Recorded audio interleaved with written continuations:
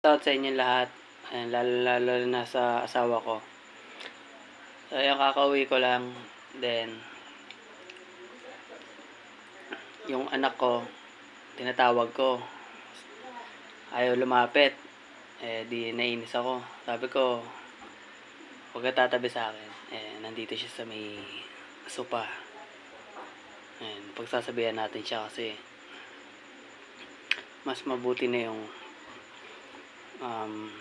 tinatama natin siya sa mali niya kaysa naman sa kalakihan niya, yung mga pagkakamaling ganyan, di ba? So yun, kakasapin natin siya.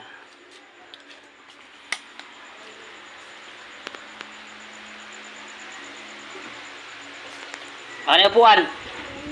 Akin yan.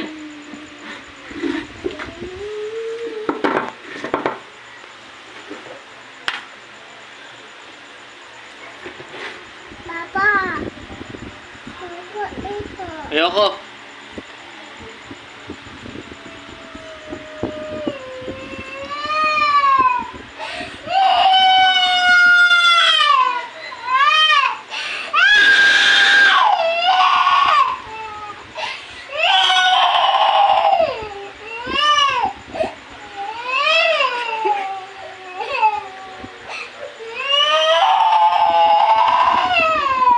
Oh. Ba't iyak-iyak ka ngayon?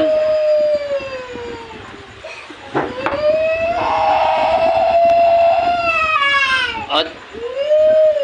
Di ba kanina, tinatawag kita, ayaw mo lumapit? Ha? Tinatawag kita kanina, ayaw mo lumapit? Hindi ka nakikinig?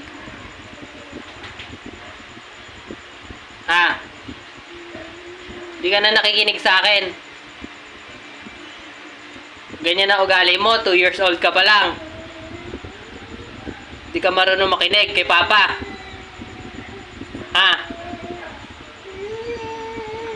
Mamaya doon ka tumabi kay Lolay, ha? Mamaya pag matutulog, doon ka tumabi kay Lolay, ha? Huwag ka tatabi sa akin, ha?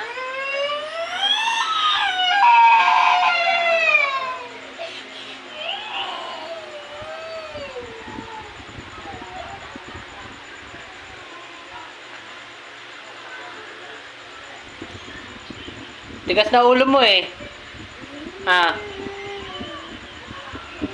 Pag tinatawag ka, hindi ka na nasunod.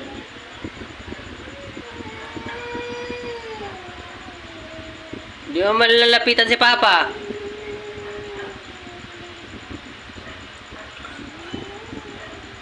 Huwag ka nang gagamit ng popon isang linggo, ha?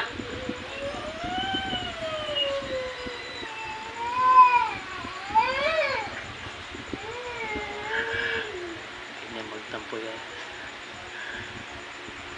Parang arte-arte na lang pag nagsasabihan. Pero, kung totoo lang guys, dapat lagi natin pinagsasabihan ng mga anak natin kasi para matuto sila, diba? Tsaka para alam rin nila yung mga tama at mali. Makikinig ka na kay Papa? Maxine, makikinig ka ba kay Papa? Huwag ka gagamit popon sa linggo. Tapos doon ka tumabi kay Lolay mamaya, ha? Sin, pag inulit mo pa yan, huwag ka na tatabi sa akin, ha? Huwag ka na gagamit ng popon kahit kailan, ha? Tatabi ko na yung cellphone mo, ha? Ano? Okay? Ano? Makikinig ka ba o hindi? Makikinig ka na ba? Sin, tabi ka kay Lolay mamaya.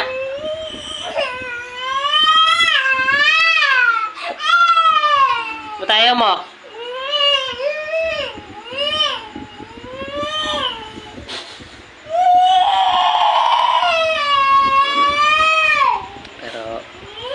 Pero sa totoo lang guys, napakalambing niyan. Tingnan mo. Tingnan nyo, papakita ko sa inyo kung gaano kalambing niyan pag inano ko na siya.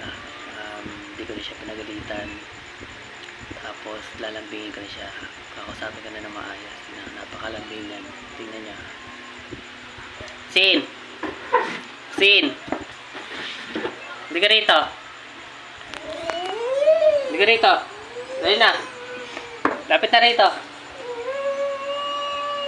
Tara na, hindi na. Oh, hindi na. Oh, tara na. Hindi na galit sa papa. Hindi na. Oh, sige na. Halika na dito. Tara na. Tara na. Halika na. Halika na dito na. Kiss na ako. Kiss na ako. Basta ka papa. Hug na ako. Hug. Ayos hug.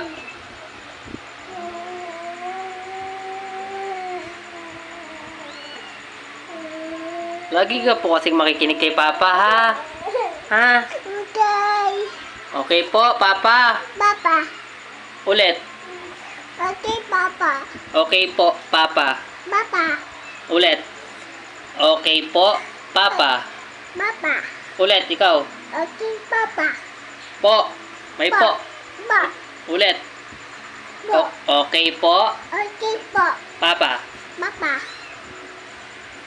Susunod kasi pag ikaw pinagsasabihan ni Papa, makinig ka, ha? Okay. Okay po. Okay po. Kasi kanina pag uwi ko, hindi ka man lang nag-bless kay Papa. Tinataguan mo pa ako. Ah, ba't ganun ka? Di ba sabi ko sa'yo, pag uuwi Papa, magbe-bless Papa, kikis si Papa, hug si Papa, tapos kakamustahin mo si Papa. Di ba sabi ko sa'yo, dapat ganun ka lagi? Di ba dapat lagi kang mapagmahal? Di ba? Tapos magalang? Di ba po? Opo. Opo. Di ba sabi ko laging opo? Opo nga. Makikinig ka na ngayon. Ha? Makikinig ka na ba ngayon? Opo. Apo. Kanina kasi tinatawag kita, ayaw mo lumapit. Paano kita bibilihan pa sa lubong niyan kung ganyan ka, 'di ba? Bibilihan pa pa naman sana kita ng Barbie. Sin, bibilihan pa naman sana kita ng Barbie. Kaso ang kulit-kulit mo. Mamaya, ililinis ko yan. Kaso kanina, tinatawag kita, ayaw mo makinig.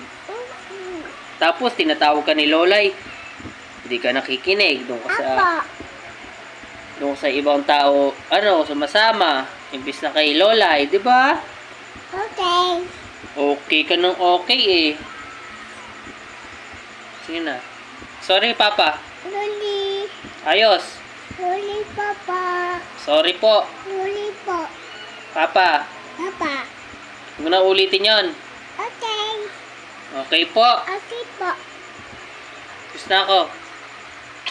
Love you. Love you. Makikinig ka lagi, ha? Okay.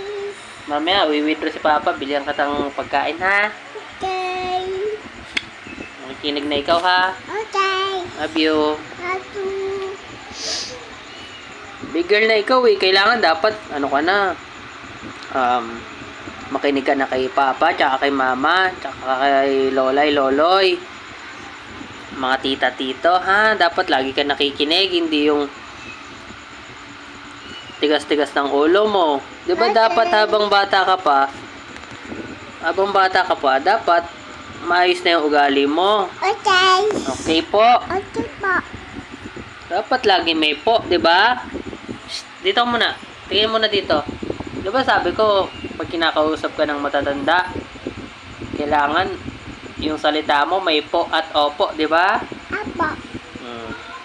Lagi kang kikinig kay Papa, kay Lola. Hindi ka nakikinig na naman kasi eh. Kaya naiinis ako eh. Pagod pa naman si Papa, tapos di mo man lang hinag si Papa nung pag-uwi Papa.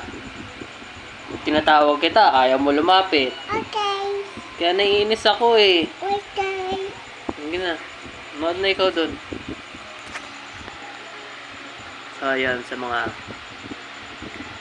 may anak dyan na maliit pa lang. So, ayan, sabihin ko sa inyo na habang maliit pa, sanayin nyo na gumalang sa mga matatanda and laging nakikinig.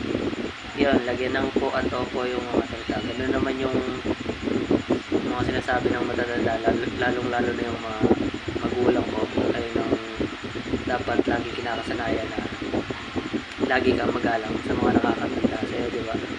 At lagi kang sumusunod sa mga sinasabi ng matatanda sa'yo.